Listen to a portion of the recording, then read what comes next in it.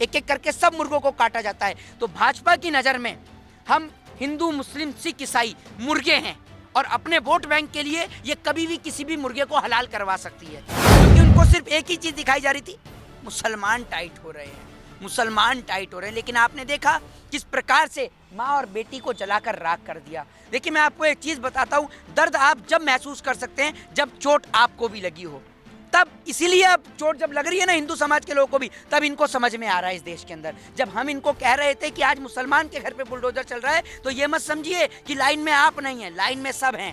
अगर कोई नहीं बोल रहा, आज बोला कोई बीजेपी का नेता बोला हो तो बताइए, लेकिन श्रद्धा और आफ्ताब के मामले में फुल टू फुल इंटरेस्ट जाग रहा था, क्योंकि उसमें लव जिहाद का एंगल दिखाना था ना। तो इनका कॉन्सेप्ट सिर्फ यही है कि सिर्फ उस पे बोलो जहां मुसलमान हो आरोपी। अगर आरोप करने वाला या जुल्म ढाने वाला भाजपा की सरकार का कोई नेता हो तो बिल्कुल मत बोलो, क्योंकि आपकी नौकरी भी चली जाएगी।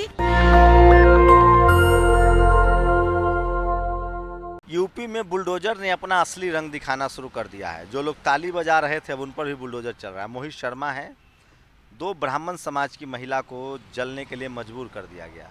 क्या कहेंगे मोहित, अब बुलडोजर क्या करेगा? देखिए, मैं तो आपको अब भी ये कहना चाहूंगा कि अगर अब भी ये समाज के लोग नहीं जागते हैं, जो लोग बीजेपी को वोट कर रहे थे, बीजेपी का झंडा उठा रहे थे, बजरंग दल हो, विश्व हिंदू परिषद हो, इसमें जा रहे थे अपने बच्चों का स्कूल से नाम कटवा के बजरंग दल में, निक्कर गैंग यानी आरएसएस के अंदर और तमाम विश्व हिंदू परिषद के अंदर बच्चों का दाखिला करा रहे थे स्कूल से कटवा कर, अब मुझे लगता है कि उनका दिमाग थोड़ा ठिकाने आया होगा, क्योंकि उनको सिर्फ एक ही चीज़ दिखाई जा रही थी, मुसलमान टाइट हो रहे हैं, मुसलमान टाइट हो रहे हैं। लेकिन आपने देखा किस प्रकार से माँ और बेटी को जलाकर राख कर दिया। देखिए, मैं आपको एक चीज़ बताता हूँ, दर्द आप जब महसूस कर सकते हैं जब चोट आपको भी लगी हो, तब इसीलिए अब चोट जब लग रही है ना हिंदू समाज के लोगों को भी, तब इनको समझ में आ रहा है इस देश के अंदर। जब हम इनको कह रहे थे कि आज मुसलमान के घर पे बुलडोजर चल रहा है, तो ये मत समझिए कि लाइन में आप नहीं है, लाइन में सब हैं। अगर आज मुसलमान है तो कल सिख भी होगा, फिर ईसाई भी होगा, हिंदू भी होगा। ऐसा नहीं है कि भाजपा किसी को छोड़ देगी, ना, किसी को नहीं छोड़ेगी ये पार्टी। ये ध्यान रखिएगा, जिस तरीके से एक मुर्गे की दुकान के अंदर जो मुर्गे का पिंजरा होता है उसके अंदर मुर्गे भरे हुए होते हैं ना, तो जिस मुर्गे को निकाला जाता है काटने के लिए, सिर्फ भाई फड़फड़ाता है और भाई चिल्लाता है, बाकी के सारे मुर्गे शांत रहते हैं। वो मुर्गे ये सोचते हैं कि हमें नहीं काटा जाएगा, तो ये उनकी गलत फहमी होती है। एक एक करके सब मुर्गों को काटा जाता है। तो भाजपा की नज़र में हम हिंदू, मुस्लिम, सिख, ईसाई मुर्गे हैं और अपने वोट बैंक के लिए ये कभी भी किसी भी मुर्गे को हलाल करवा सकती है। इसको लगेगा कि इस हिंदू मुर्गे को हलाल करवाने से मुझे वोट मिलेगा, तो हिंदू मुर्गे को हलाल करवाएगी। मुसलमान मुर्गे को हलाल कराने से वोट मिलेगा, तो मुसलमान को हलाल कराएगी। सिख को करने से मिलेगा सिख को, और ईसाई को करने से मिलेगा तो ईसाई को। ये किसी को नहीं छोड़ेगी। देश के लोगों की भलाई इसी में है, यूनिटी में है, कि देश के लोग एक साथ एकजुट होकर रहें। और अगर किसी के भी ऊपर अत्याचार होता है, चाहे वो किसी भी जाति, किसी भी मजहब, किसी भी धर्म का हो, उसका साथ देना चाहिए, उसके साथ खड़ा होना चाहिए। ये नहीं सरकार तो आरएसएस की है, ब्राह्मणों की सरकार चल रही है। देखिए, कौन कहता है कि ये ब्राह्मणों की सरकार चल रही है या किसकी सरकार है, बताइए ना, कौन कहता है ब्राह्मणों की सरकार है? आप ये मुझे बताइए कि कमलेश तिवारी की हत्या का आरोप किसके ऊपर लगाती है उनकी माताजी? जरा सुनिएगा एबीपी न्यूज़ की लाइव डिबेट, जरा बताइएगा। खुशी दुबे को खड़ा करा गया थाने के अंदर, वो कौन थी, जरा ये बताइए। अभी जो माँ और बेटी को जला दिया गया, वो कौन थी? कोई ब्राह्मणों की सरकार नहीं है, ना किसी जाति, ना किसी धर्म की सरकार है। आपने इस देश के अंदर, हाथरस के अंदर बेटी को भी जलते हुए देखा, उसके सबको रातों रात देखा ना, कोई बोलने वाला नहीं था। इस देश के अंदर कपिल मिश्रा जब बाहर निकल कर आता है, जब मुद्दा हिंदू और मुसलमान का होता है, आपने देखा होगा कि एक बेटी को जितनी बेरहमी के साथ में अभी उनका जो घर जला है कानपुर के अंदर, जब कपिल मिश्रा 25 लाख का चेक लेके पहुंचे थे, तो क्या आप उस परिवार के घर के लिए लेके पहुंचेंगे 25 लाख का चेक? जरा ये बताइए। हाथरस की बेटी के लिए लेके पहुंचेंगे 25 लाख? अरे 25 लाख तो बहुत दूर हो गए, 5 लाख भी लेके पहुंचेंगे क्या? ये लोग सिर्फ हिंदू मुसलमान का एंगल तराशते हैं, क्योंकि हिंदू मुसलमान के एंगल से मिलता है वोट, और जब हिंदू को मारने वाला हिंदू ही हो तो कोई और नहीं बोलता। अगर उसमें आग लगाने वाला कोई मुसलमान होता ना, तो अब तक आप ये सोच लीजिए, फिर ये घटना किसी भाजपा के अन्य शासित राज्य जहाँ भाजपा की सरकार नहीं है, वहाँ की ये घटना होती। तो आज आपको सुबह देश की राजधानी के दिल्ली के जंतर मंतर पर सारे नेता मंत्री प्रदर्शन करते हुए दिखते, सुबह ही आ जाते। मोदी जी मन की बात, बीजेपी वाला ब्राह्मण भी अब प्रदर्शन नहीं करेगा इसमें? नहीं, बिल्कुल नहीं करेंगे। मनोज तिवारी कुछ बोले, महेश शर्मा कुछ बोले, बताइए ना। नहीं, लेकिन अब तो ब्राह्मण पत्रकार और उसने कहा है कि बुलडोजर ठीक नहीं है।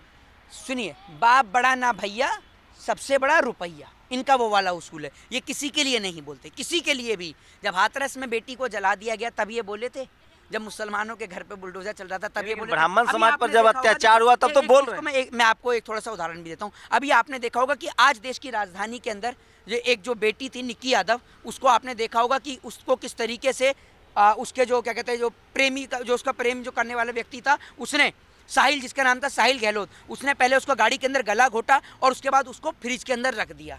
लेकिन कोई नहीं बोल रहा। आज बोला कोई बीजेपी का नेता बोला हो तो बताइए। लेकिन श्रद्धा और आफ्ताब के मामले में फुल टू फुल इंटरेस्ट जाग रहा था, क्योंकि उसमें लव जिहाद का एंगल दिखाना था ना।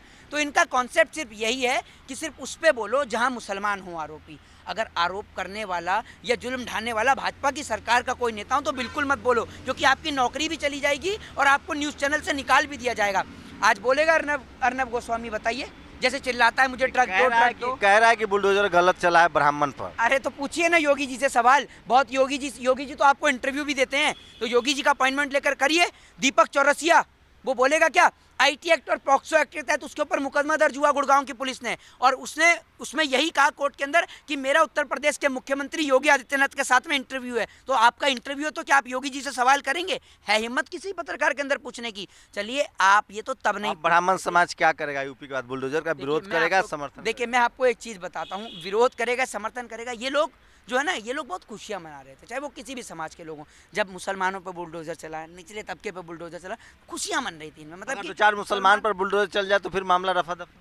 यही करेगी सरकार, यही करेगी। कोई हिंदू मुसलमान का एंगल फिर कहीं से टेढ़ा कर लाएगी और खुश करने के लिए बस ये कर देगी। अभी ये जो सस्पेंड किया गया डीएम को, असली दोषी कौन है? असली दोषी कौन समाज है? असली दोषी इस देश के अंदर सरकार है। असली दोषी सरकार है। ब्राह्मण समाज तो बीजेपी को सपोर्ट। मैं आपसे एक चीज पूछता हूँ, इस देश के अंदर मनोज तिवारी हिंदू है या नहीं है? ब्राह्मण भी है।